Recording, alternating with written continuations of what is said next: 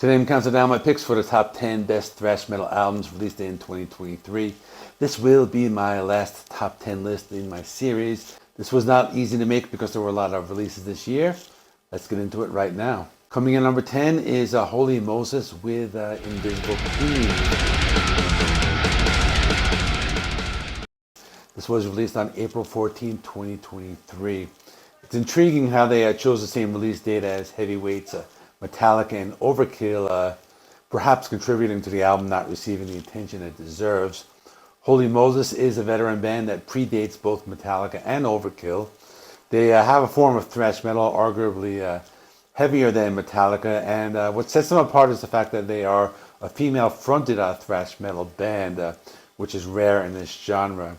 The vocals are reminiscent of Angela Gossow, that you know from Arch Enemy. They're from Germany. Holy Moses is similar in with bands like Creator, especially with the riffs. Thought it was a pretty good release. I think some of the other albums had better songs, but still good enough to make this list. Coming in number 9 is Nervosa with Jailbreak. They're an all-female Brazilian band. They've gone lots of lineup changes, but they have their signature sound, blending thrash and death metal. Jailbreak features ruthless riffs, machine gun drumming, harsh vocals. Highlights include the opener, Endless Ambition, showing off complex chugging guitar riffs. Title track Jailbreak has a Motorhead-influenced thrash rhythms. Superstition Failed features a guest appearance by Infected Rain's Lena Scissorhands. The first half of the 13-track album is stronger. Whole album is a brutal ride.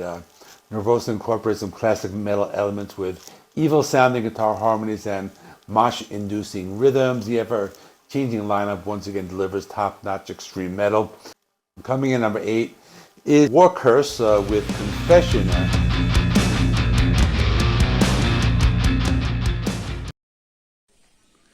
War Curse is a pretty unique band because they do this Metallica like 90s black album style, but they're a little heavier. They're similar to what Evil did in their recent album, but I think it's a little better. So I don't have Evil on this list, but I do have War Curse. So let's talk about them now. Cuts like Sowing Division kick off with some Metallica-esque solos, and they kind of go forward with some like jackhammer drum beats. Just killer songwriting through and through. Next is Legion of the Damned with the Poison Chalice. They're coming in number 7, and this band is a Dutch band. They've been playing thrash, death, and black metal. It's kind of like a mix, but mostly thrash. They've been around since the early 90s. This album stays true to form. You get lots of speed, aggression, sinister atmosphere. There are like 11 tracks on this. Highlights include Saints in Torment, just lots of headbanging rhythms in this one. And then there's Contamination. That one deserves a mention. The last 3 songs on the album are really great. We got Beheading of the Godhead. We have the thrash epic Chimes of Flagellation, and the title track. Fans of extreme metal will find plenty to enjoy here. Their influences are Slayer and Creator, but they do have their own sound. Overall, just a punishing record packed with expertly executed aggression. Coming in number 6 is Exmortus with Necrophony. The band is part of the new wave of American thrash metal. They formed in 2002. Their debut album was released in 2008. They have released 6 albums so far. This is one of the more extreme and original bands that I will have on my list. This is a band that is described as neoclassical, technical thrash, and death metal. I think it's a perfect description for this band. They're unique. The music is very melodic, and a lot of times it feels like you're listening to classical music. They have some thrashy parts, and other times they just go full death metal. The vocals are very harsh, or death metal style vocals, but you can understand what the vocalist is saying at all times. I enjoyed this album a lot. Every song is well written. There are 2 instrumentals. The rest of the songs had vocals. The guitar playing was great. The bass guitar sounded very good, and the drumming was intense. This band is underrated. Coming in number 5 is Cavalera with Bestial, Devastation, and Morbid.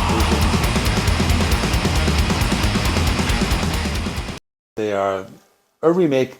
I'm considering this to be one release because they released them both on the same day. One's an EP, but I'm including this to be as one. So the Cavalera brothers went back to the studio, just they wanted to recapture that raw intensity, because these modern recordings were very raw. Tracks like Mayhem and Show Me the Wrath showcased like the fuzzed out guitars, Max's guttural screams. It's thrash metal at the core. Could also be argued it was what like the blueprint for death metal. I prefer Bestial Devastation for its lean aggression. I gave it a 9 out of 10 at first, and more Visitations I gave an 8 out of 10, but both releases held up very well. I enjoyed re-listening to these albums, and they should please old school fans. Coming in at number 4 is Necronomicon with Constant PTS.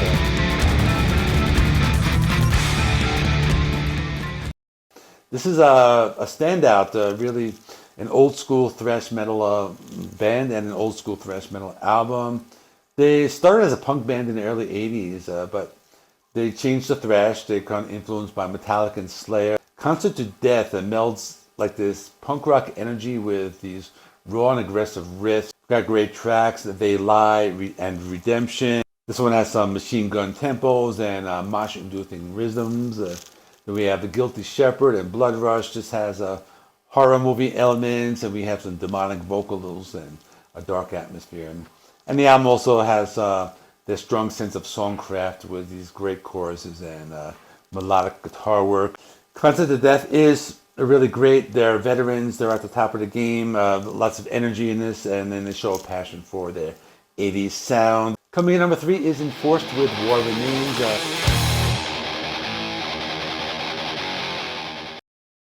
This album had a lot of buzz in the metal community, and it is well deserved. They're from Richmond, Virginia. They channel the spirit of like classic Slayer and modern thrash, reminiscent of Power Trip. The album is 10 songs. It's just over 30 minutes. It's just unrelenting thrash from start to finish. First side is more like a speed and brutality, but the second side I like more because it has more of a varied approach, has some more mid-paced tracks and standout moments.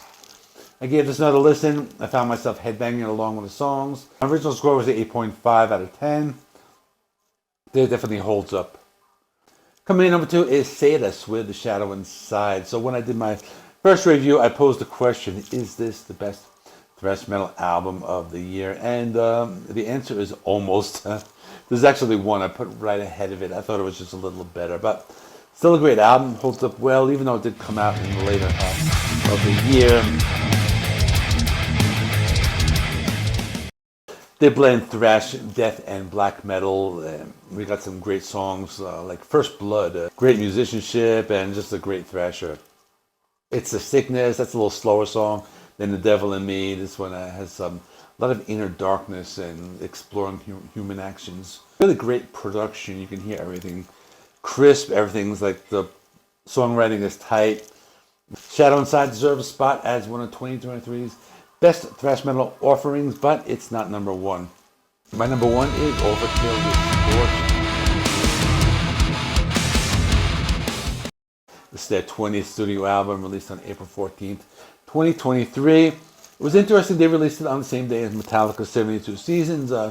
Both bands are thrash bands, and they've had much different trajectories. They both started around the same time. Metallica became huge, but Overkill enjoyed some success, but they're mostly known by true metal fans.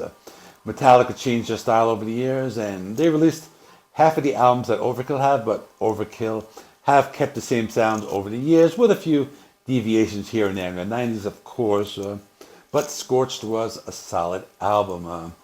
This album gives you old school thrash metal with some bass guitar grooves, backing vocals from the band, and neoclassical solos. They slow it down at times with some doomy guitar riffs. And this band knows what their fans want, and they always deliver. For that reason, I have it ranked right here.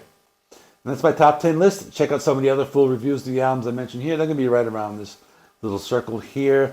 Let me know your picks for the best thrash metal albums of the year in the comments below. We'll compare our lists. Don't forget to leave this video a thumbs up if you enjoyed it. Please subscribe to my channel for more metal content like this. Thanks for watching. Catch you in the next video.